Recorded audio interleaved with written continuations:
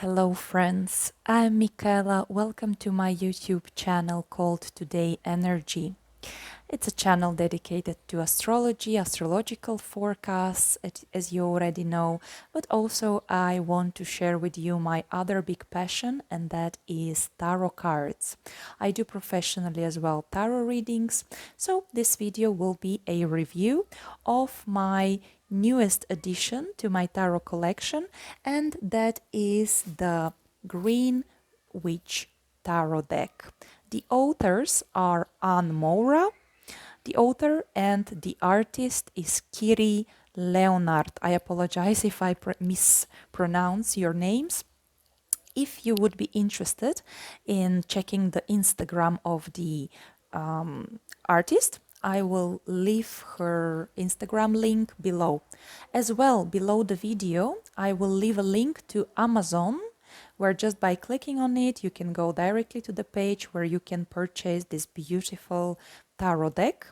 For you, basically, it's no additional cost, not at all, but for me, it's a affiliate link, which means I will earn some little percentage of your purchase, and that would be great because that's how the channel will be supported.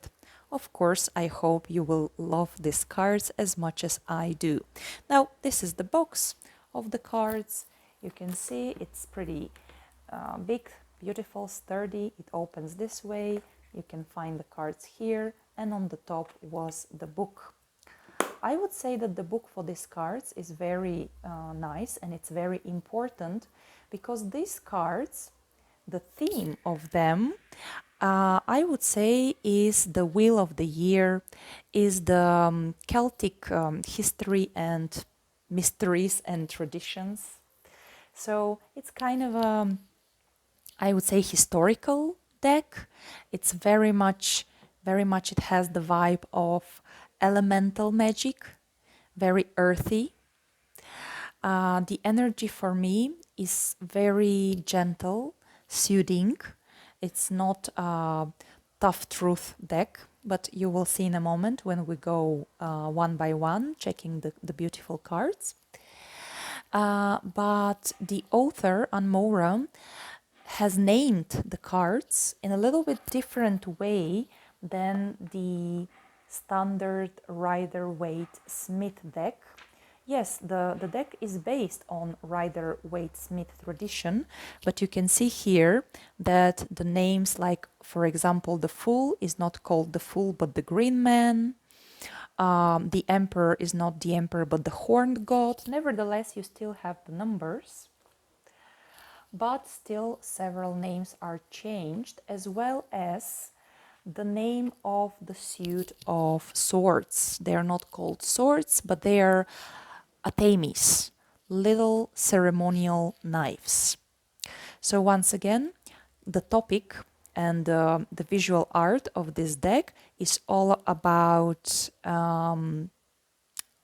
I would say Wicca tradition, so Wicca followers will enjoy it very much, as well as people who celebrate the celebrations of the Wheel of the Year, this pagan celebrations of changes in the nature.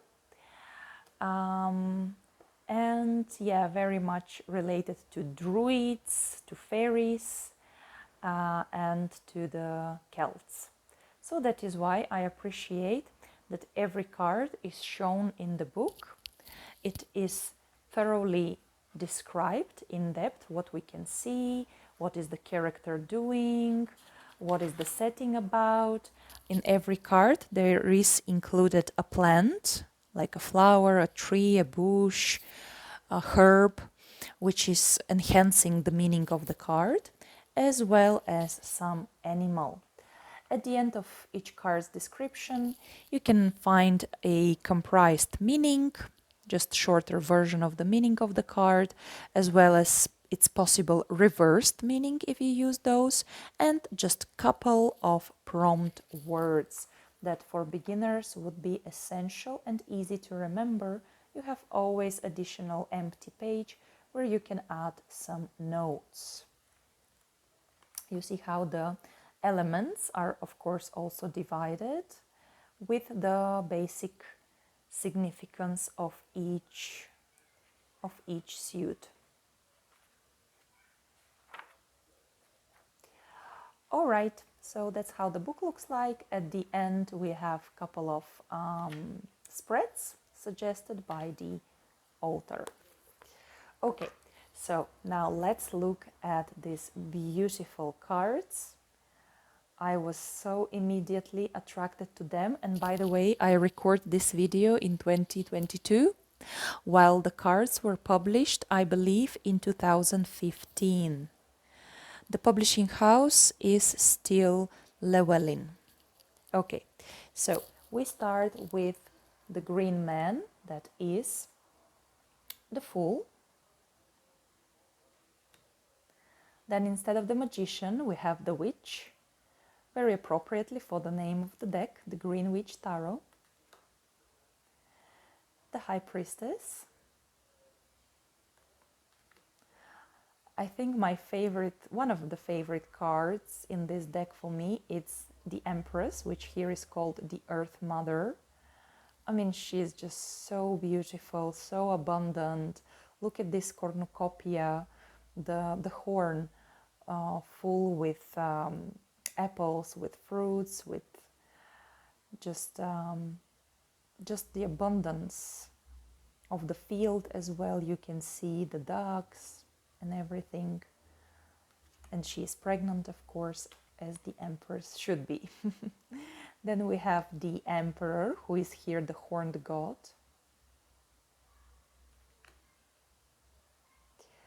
The High Priest, that is the Hierophant in the traditional Rider-Waite-Smith deck. The Lovers are here represented by the Lady and the Lord. I really like the style of this artist because I love history, because I love old times. It's of course about kind of European history. That's why there is not so much, actually there is no diversity in this deck regarding skin colors, but there is diversity regarding ages of the characters. So here we have the Battle Wagon, that is the Chariot. You see still the dynamism of this card is kept, of course, the direction of movement, the feeling of moving forward, of conquering life. Then, of course, the very powerful Strength card. Here it's the Crone. Then we have the Hermit, who is in this deck called the Holy King. But still, he keeps the light in front of him, his knowledge, the light. Here he is more like Saint Nicholas, prototype of Saint Claus. The Standing Stone. I love that there is no human character here, just a stone, because it talks so much about the objectivity and the rule of the law represented by justice. This is the Justice card in the traditional deck. So you can see that it's a circle, so people could gather around the stone and decide the fate of something or someone, but in a very objective, non-emotional way. Then we have this wonderful Wheel of the Year, that is the Wheel of Fortune in the traditional tarot. And here you see represented each of the 8 main points of the year, the main holidays of the Wicca tradition, of the pagan celebrations of changes in the nature. The 4 main ones are the equinoxes and solstices.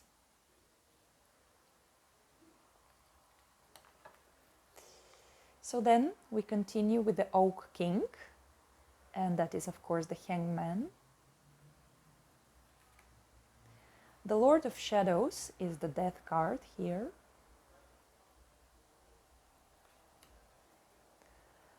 The city is the star.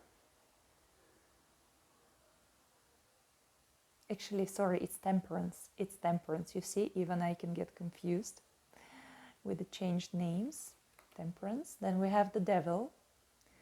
The nature in this case, very interesting. You see how this dark man is putting a trap for the animals, but the bear, he actually observes him. He knows what is going on. So it's sometimes even us voluntarily stepping into the traps, being kind of charmed and seduced by someone or something. Then we have the wild hunt, which is the tower. The star is still the star, very beautiful card. The moon.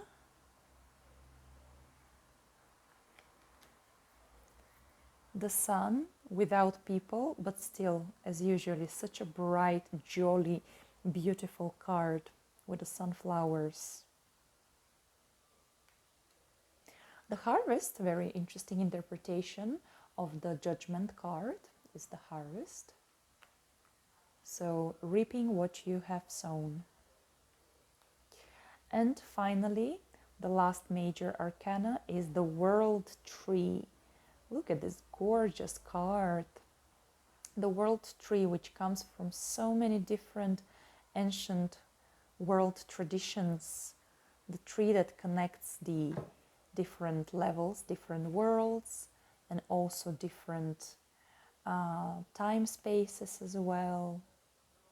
You see here the 4 seasons. So a lot of symbolism in these cards that you can work with, even without, either with reading the description of the card in the book or just using your intuition and imagination. These cards can really speak to you, I think. And now the main minor arcanas. So we have the Pentacles, starting with the Pentacles, the Ace of Pentacles, 2 of Pentacles, 3 of Pentacles, 4 of Pentacles, 5 of Pentacles, 6 of Pentacles, 7 of Pentacles, 8 of Pentacles, 9 of Pentacles. This image is slightly deviating, I would say, from the standard Rider-Waite deck, because normally here would be a single lady, pretty much happy with herself. But here it's like a whole family, but still a character is very happy with himself and his achievements. And one of the achievements is probably having this beautiful family.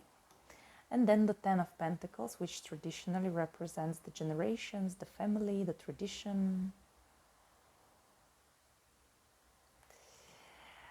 Cute Page of Pentacles. Lady, Knight of Pentacles.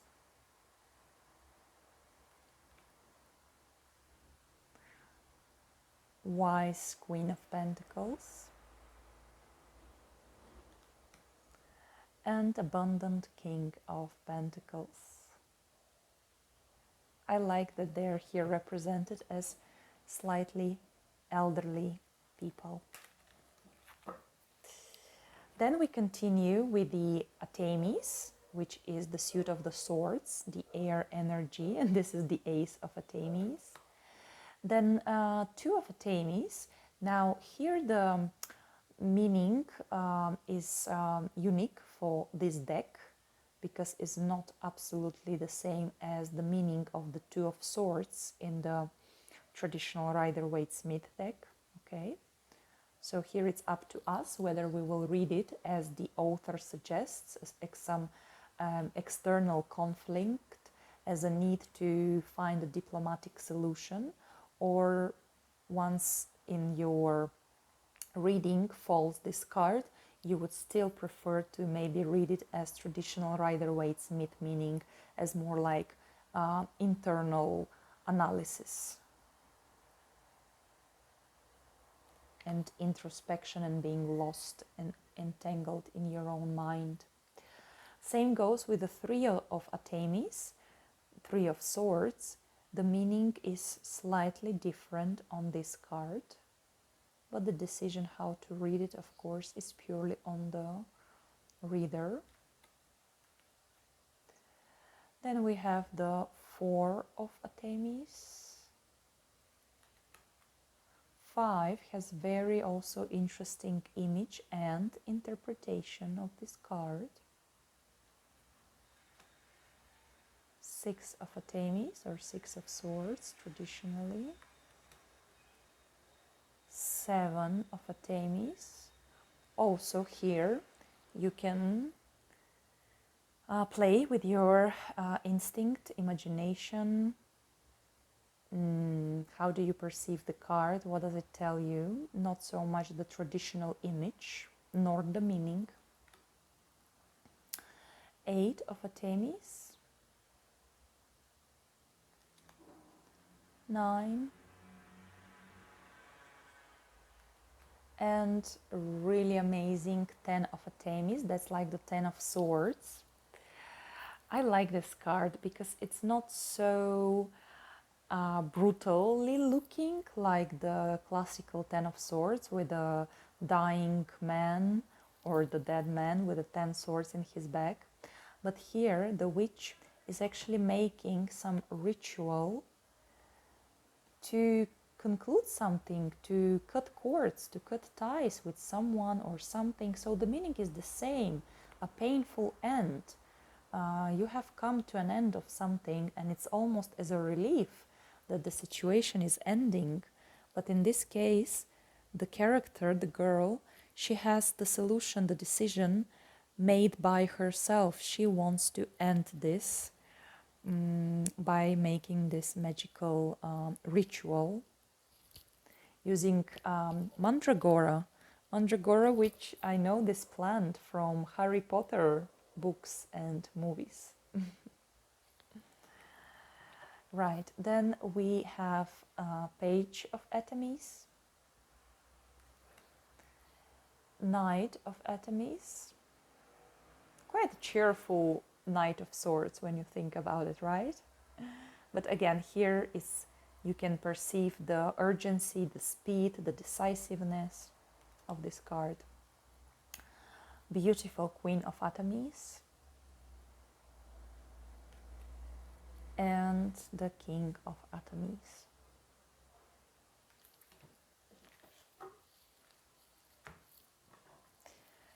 Then we come to the suit of Wands, the fire element. So we have the Ace of Wands. Two of Wands, yes, also the meaning is slightly different, unique for this deck. Three of Wands as well. When you read the book, the description of the card, you will find out it has a different connotation according to the author. Four of Wands is pretty classical. Five of Wands has quite a Harry Potterish vibe, I would say. Six of Wands, the winner. Seven of Wands is also pretty interesting image. Gives food for thoughts, really, for interpretation. Eight of Wands as well is quite unique image and hence interpretation too. Nine of Wands.